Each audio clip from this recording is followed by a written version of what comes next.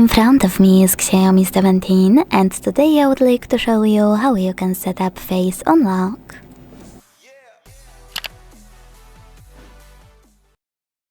First of all, go into Settings and scroll to click on this section called Fingerprints, Face Data and Screen Lock.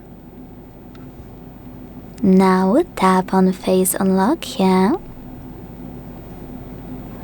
Enter your current login method. If you don't have one, you need to set it up to add face data. And select Start.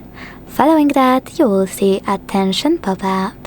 You need to wait 5 seconds, select Next, keep your face in frame and follow all of the instructions from your screen.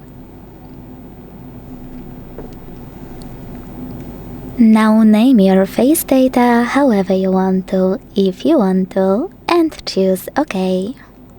Then tap on Done and manage all of those face unlock options however you want to.